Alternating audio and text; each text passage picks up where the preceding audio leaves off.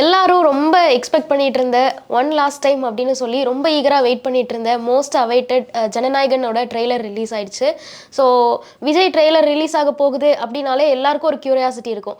அதுவும் இது லாஸ்ட்டாக ரிலீஸ் ஆக போகிற ஒரு ட்ரெய்லர் அப்படின்னு பார்க்குறோம். நடிகர் விஜயா நம்ம லாஸ்ட்டாக பேச போகிற ஒரு விஷயமாகவும் இது இருக்க போகுது.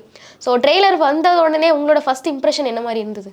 என்னோட ஃபர்ஸ்ட் இம்ப்ரெஷன் என்ன, ரொம்ப சதறலாக இருந்தது அப்படின்னு தான் சொல்லணும். என் ஃப்ரெண்டு கிட்ட கூட கேட்டப்போ எப்படி இருக்குது அப்படின்னே, கிட்டத்தட்ட விஜய் ஃபேன்ஸ்க்கு எல்லாருக்கும் எப்படி பிடிக்குமோ அது அப்படியே அந்த ட்ரெய்லர் கொடுத்துருக்கு அப்படின்னா, அந்த ஃபீலை அப்படியே கொடுத்துருக்குன்னு தான் கண்டிப்பாக சொல்லணும். அது எந்த ஒரு மாற்றும் கருத்தும் கிடையாது.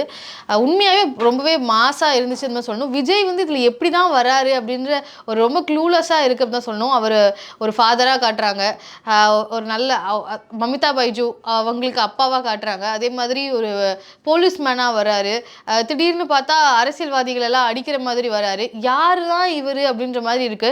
இன்னும் பகவத் கேசரியுடைய சாயல் இருக்கும் அப்படின்றதையும் சில பேர் சொல்றாங்க. பட் இருந்தாலும் பகவத் கேசரி ரீமேக்ல அங்கங்க அவருடைய இப்போ இருக்கக்கூடிய சிச்சுவேஷனுக்கு தேவையான கருத்துக்களையும் புகுத்தியிருக்காரோ அப்படின்றது தான் எனக்கு ட்ரெய்லர் பார்க்கும்போது எனக்கு தோணுச்சு. அவருடைய ஐகானிக் டயலாக்ஸ் எல்லாத்தையுமே கொஞ்சம் மாற்றி அமைச்சிருக்காரு. பிளட்டி ஸ்வீட் அப்படின்னு சொன்னார். அதையும் பிளட்டையே டேஸ்ட் பண்ணுற மாதிரி ஒரு சீன் வருது.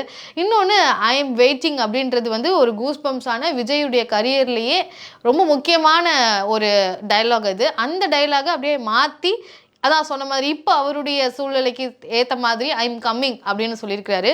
இன்னும் பார்த்தீங்கன்னா அவருடைய ஐகானிக்கான ஜெஸ்டர்ஸ் எல்லா இடத்துலையும் அவர் பண்ணக்கூடிய அந்த கில்லியில் அவர் ரைடுக்கு போகும்போது அந்த கையை இப்படி பண்ணுறதா இருக்கட்டும், அந்த சீன் வச்சுருக்கிறாங்க. அதான் ஒட்டு மொத்தமாக ஒன் லாஸ்ட் டைமில் எல்லா இதையும் மிக்ஸ் பண்ணி வர மாதிரி விஜய் தான் இதில் இருக்கிறாரு அப்படின்னு தான் சொல்லணும். எனக்கு அங்கங்கே ராயப்பனோட சாயல் லைட்டாக தெரிஞ்ச மாதிரி இருக்குது. ஒருவேளை எனக்கு தான் என் கண்ணுக்கு தான் அப்படி தெரியுதான்னு தெரியல. நான் அதை அப்சர்வ் பண்ணுறப்போ எனக்கு அந்த மாதிரி தோணுச்சு. விஜய் நிறைய பரிணாமங்களில் ஒவ்வொரு நிறைய லுக்ஸ் இதில் இருக்குது அப்படின்றது மட்டும் தெரியுது. ஸோ மொத்தமாக என்ன சொல்ல வராங்க அப்படின்னு ஒரு சர்ப்ரைஸ் எலிமெண்ட் இதில் இருக்குன்றதும் எனக்கு புரியுது கண்டிப்பாக.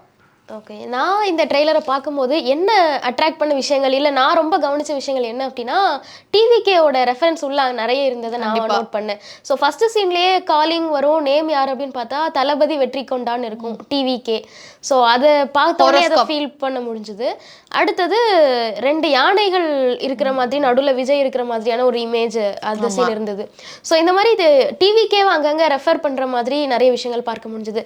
ஸோ டைலாக்ஸ்லேயும் அங்கங்கே நீ இதுக்குள்ளே வராத, உன் உயிரை காப்பாற்றிட்டு போயிடு அப்படின்னு சொல்கிற வில்லன் சொல்கிற மாதிரியும், விஜய் இல்லை நான் என் மக்களுக்காக வருவேன் அப்படின்னு சொல்கிற மாதிரியும், ஸோ நான் அரசியலுக்கு வர்றேன், நான் அரசியலுக்கு வந்துட்டேன், என் மக்களுக்காக நான் இருக்க போகிறேன் அப்படிங்கிற மாதிரி. ஸோ கம்ப்ளீட்டாக என்னோட பெர்ஸ்பெக்டிவ்ல இது நிறைய பாலிடிக்ஸ் சார்ந்த டிவிகே சார்ந்த விஷயங்களை அங்கங்கே பார்க்க முடிஞ்சுது. இப்போது நான் இதை அரசியலாக தொடர்ந்து நம்ம விஜய் பற்றி பேசிகிட்டே இருக்கிறதுனால எனக்கு அரசியலாக பார்க்கணுன்னு தோணுதான்னு எனக்கு தெரியல. ஏன்னா ஒரு யதார்த்தமாக சொன்ன டைலாகாக கூட இருக்கலாம். அந்த குழந்தை இத்தனை பேரை நீங்கள் எப்படி அடிச்சிங்க, நீங்கள் ஆர்டினரி மேனா இல்லை சூப்பர் ஹீரோவா, நீங்கள் என்ன சூப்பர் ஹீரோவா, இவ்வளோ பேர் எப்படி அடிச்சிங்க அப்படின்னு கேட்கும்போது, நான் சூப்பர் ஹீரோலாம் இல்லை, சாதாரண மனுஷன்தான், ஆனால் நான் எந்த சம்பவம் பண்ணாலும் சூப்பராக பண்ணுவேன் அப்படின்னு சொன்னார். ஸோ இதை தான் இப்போ கேட்குறாங்க இல்லையா, என்ன அவர் சாதாரண மனுஷன் தானே, அவருக்கு கொடுக்க வேண்டியதே கொடுங்க, இப்போ என்னமோ ஒரு விஜய் சாதாரண நடிகர் தானே, அவருக்கே இவ்வளோ ஆரவாரம் பண்ணுறீங்க அப்படின்னு நிறைய எதிர்கட்சிகள் கேட்குறாங்கல்ல. நான் சாதாரண ஆள் தான், ஆனால் என் சம்பவம் பெருசாக இருக்கும் அப்படின்றத சிம்பாலிக்காக சொல்கிற மாதிரி நான் அதை கன்சியூம் பண்ணுறேன். ஏன்னா அந்த மாதிரி எனக்கு தோணுது என்னோட மூளைக்கு. மேபி அது நார்மலாக கூட இருக்கலாம். ஸோ அங்கங்கே கண்டிப்பாக அரசியல் இதில் பேசப்பட்டிருக்கு. அவருடைய பொலிட்டிக்கல் ஐடியாலஜிஸை இதில் பேசியிருப்பாங்கன்றது ஷார்ட்டாக தெரியுது இந்த ட்ரெய்லரை பார்க்கும்போது. இருந்தாலுமே பகவத் கேசரி அப்படின்னு அப்படி டப்புன்னு சொல்லிட முடியாது. பட் இருந்தாலும் ரெஃபரன்ஸ் இருக்குன்றதுல எந்த ஒரு மாற்று கருத்தும் இல்லை. மமிதா பைஜுவை பற்றியும் நம்ம பேசணும். ரொம்ப ப்ராமினெண்ட்டாக அந்த ட்ரெய்லரில் வர்றாங்க. அந்த சின்ன பொண்ணு தான் மமிதா பைஜுவோ அப்படின்னு கனெக்ட் பண்ணிக்க தோணுது. ஸோ ஆனால் படம் பார்த்தா தான் தெரியும் மமிதா பைஜுக்கும் இதில் ஒரு பெரிய ரோல் இருக்குது அப்படின்றது மட்டும் நல்லாவே தெரியுது. அண்ட் இன்னொரு விஷயம் என்ன அப்படின்னா, விஜய் அவர்களை இந்த படத்தில் தளபதினே அட்ரஸ் பண்ணுறாங்க. ஸோ பாடல்கள் எல்லாம் அங்கங்கே தளபதி அப்படின்னு ரெஃபர் பண்ணி நம்ம பார்த்துருப்போம், ஏதாவது பஞ்ச் டைலாக்ல நம்ம ரெஃபர் பண்ணி பார்த்துருப்போம். பட் இது த்ரூ அவுட் த ஃபிலிம் அவரை எல்லாருமே தளபதின்னு தான் அட்ரஸ் பண்ண போகிறாங்களா அப்படின்னு ஒரு டவுட் இருக்குது. ஸோ உண்மையிலே அப்படி தான் அட்ரஸ் பண்ணுறாங்க அப்படின்னா ஒவ்வொரு தளபதிக்குமே விஜய் ஃபேன்ஸ் எல்லாம் தேட்டரை கண்டிப்பாக தெரிக்க விட்டுருவாங்க அப்படின்னு தான் தோணுது. அதுதான் இந்த படத்தை பொறுத்த வரைக்கும் அவருடைய கடைசி படம் ஒன் லாஸ்ட் டான்ஸ் அப்படின்னு சொல்லி ஆடியோ லான்ச்லேயும் சொல்லியாச்சு. இந்த படத்தில் விஜய் வேற ஏதோ ஒரு கேரக்டரா வராரு, இப்போ மைக்கேல் ராயப்பனா வராரு, வெற்றியா வராரு அப்படின்றதெல்லாம் தாண்டி இந்த படத்தை பொறுத்த வரைக்கும் விஜயாவே இந்த படத்துல வந்து நடிக்கிறாரோ, இந்த கதாபாத்திரம் விஜயாவே காட்ட போகுதோ அப்படின்னு தான் எனக்கு தோணுது. விஜயோட பழைய படங்கள்ல வந்த ரெஃபரன்ஸ் கூட ஒன்னு ரெண்டு பார்க்க முடிஞ்சதுல, தெரியல பேபின்னு அட்ரஸ் பண்றது, அதான் அந்த ஜெஸ்டர்ஸ் எல்லாமே சொன்னேன் இல்லையா, கில்லியா இருக்கட்டும், அதே மாதிரி அவரோட சிக்னேச்சர் இப்படி பண்ணிட்டு இப்படி எல்லாம் பண்ணுவாரு, அந்த சீனு எல்லாமே பிளட்டி ஸ்வீட்டை வந்து வேற மாதிரி காமிக்கிறாங்க. ஸோ இந்த மாதிரி பல இடங்கள்ல ஒட்டுமொத்த விஜய் அவர்களுடைய சினிமா பயணத்தையும் இதுல கலந்தடிச்சு அதே மாதிரி இப்போ இருக்கக்கூடிய விஜயை அப்படியே காட்டுற மாதிரி எனக்கு பார்க்கறதுக்கு அப்படிதான் ஃபீல் ஆச்சு.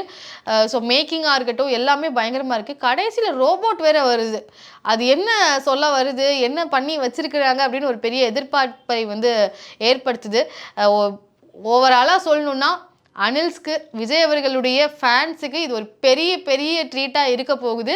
ஜனநாயகனுக்காண்டி இப்போவே வந்து வெயிட்டிங்கில் இருக்காங்க. நாளைக்கு ஆடியோ லான்ச்சும் வேறு வந்து அஃபிஷியலாக வெளிவர போகுது.